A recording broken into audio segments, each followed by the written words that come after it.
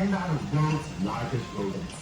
The capybara's partially webbed toes and strong limbs Allow them to walk and paddle along the water's edge.